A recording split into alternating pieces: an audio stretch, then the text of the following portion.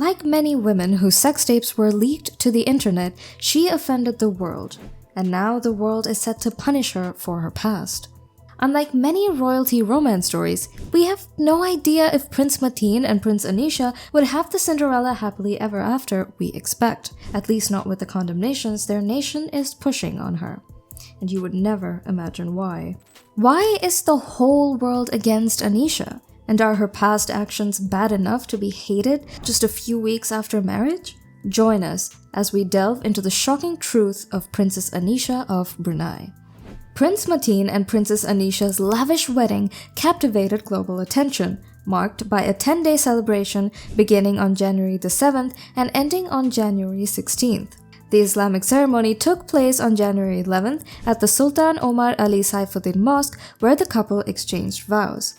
The festivities included a grand wedding reception, banquets, musical accompaniment, and a parade through Brunei's capital, Bandar Seri Begawan, on January the 14th. The celebration brought together the different nations and personalities. But even when the whole world celebrated with them just a few weeks ago, many have come back in a fierce bid to condemn the wife of their favorite prince.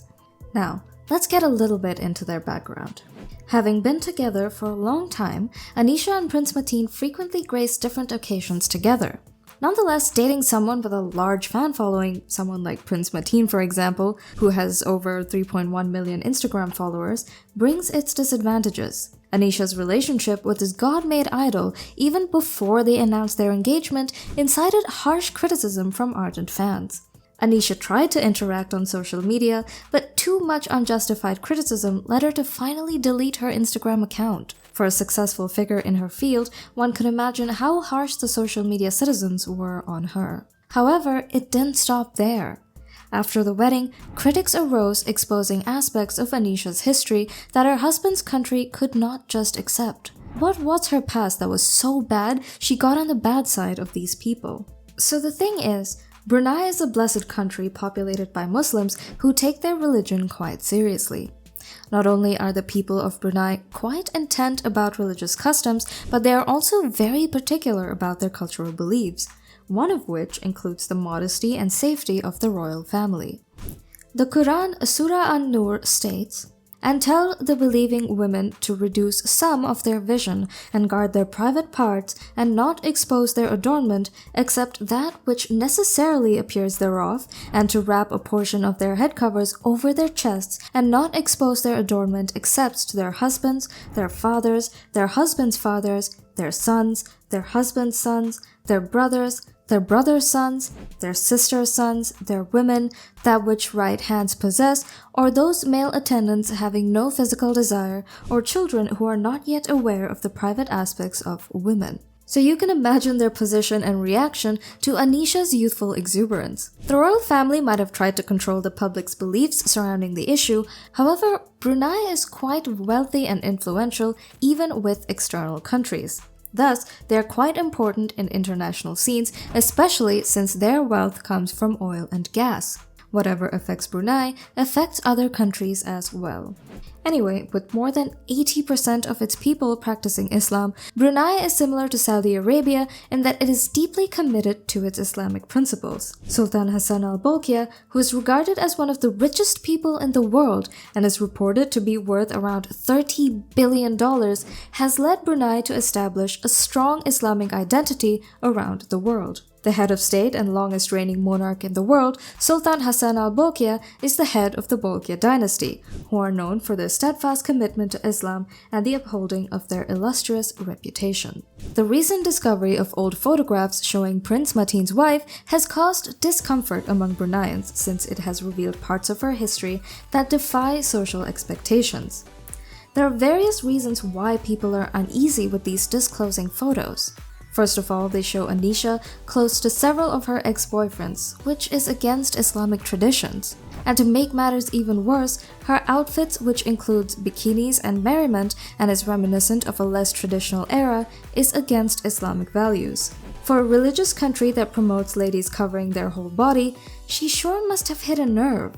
Her involvement in behaviors that are forbidden in Islam, such as drinking alcohol and going out to clubs, has also drawn criticism.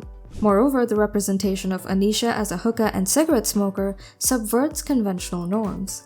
Anisha's lifestyle, which combines Southeast Asian modesty with Western freedom, may have been influenced by her history as a student abroad and as a person of mixed Croatian and Bruneian descent. Although this kind of fusion might be typical in other places, Brunei's traditional civilization is hostile to it.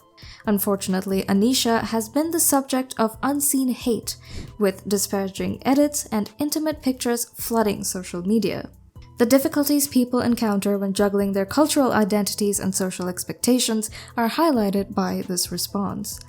It is quite certain that if Anisha knew that she was going to be married to the prince and a nation together, she would have thought better of her decisions. But should marrying a prince affect the life choices of a young lady who just wants to be happy? The show of hatred seems constant. Anisha will soon have more difficulties as a princess, similar to what Rajwa Al Saif went through when she married Jordan's crown prince Hussein bin Abdullah and had to make the difficult journey from being a regular girl to the crown princess. Dignitaries such as Jill Biden graced Rajwa's opulent wedding, which cemented her as the future queen. However, her rise to royal status did not protect her from the criticism from the general public. Rajwa faced similar attacks and scrutiny as Anisha did, with her name emerging as a popular search phrase and social media sites serving as conduits for the dissemination of her private information, particularly pictures from her adolescence. Images of Rajwa and an unnamed young male who appeared to be wearing indecent clothing caused controversy. With Rajwa's noble background, scandals involving pictures of her in a bikini during her honeymoon in Jordan and Saudi Arabia proved to be a constant source of difficulty, even after her wedding. Rajwa and her spouse have chosen to remain silent amidst these difficulties, making it clear how important it is to respect their privacy even when they're having a honeymoon or other special occasions. Through a lens of interconnectedness and increased public scrutiny, this story reveals the complicated reality that contemporary princesses must traverse. What could be the true reason for this hate? Look, it's not simple for a man like Prince Mateen, who is adored by so many ladies across the world, to navigate the spotlight.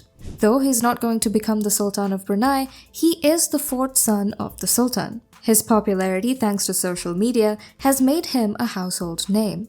Prince Mateen is described as humble and down-to-earth, despite his family's wealth, opting for a simple life centered around his pursuits and spending time with loved ones. Millions of fans were disappointed to learn that the prince's marital status had changed in the fall of 2023, even though his Instagram account displays his toned body and carefree moments.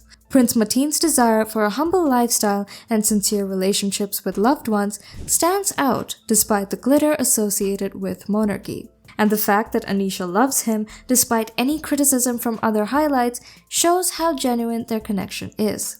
It is quite understandable the reason why Anisha's past might not be accepted, but many seem to have forgotten that her past was before she knew she'd be married to a prince. Apart from this, she might just be an inspiration to many young women in Brunei, not with her youthful past, but with her successes. Anisha has smoothly transformed into a successful entrepreneur, leading her fashion label Silk Collective. The firm, which specializes in silk clothes, corresponds with Brunei's cultural fabric, as silk is frequently woven into traditional dress. Anisha's entrepreneurial pursuits have moved beyond fashion, as she co-founded Authenticary, an immersive tourism company with a close friend. This dynamic combination demonstrates her versatility and dedication to making substantial contributions to both the fashion business and the field of experience tourism. Above all, before we call it a day, let us not forget that it is humane to respect people's privacy, irrespective of their past or public standing. And that's it for now. A big appreciation to you for watching this video. Do not forget to share your opinion below in the comment section. To get more insightful stories like this, kindly hit the subscribe button, give a thumbs up, and of course, click the notification bell. I hope you all have a wonderful day.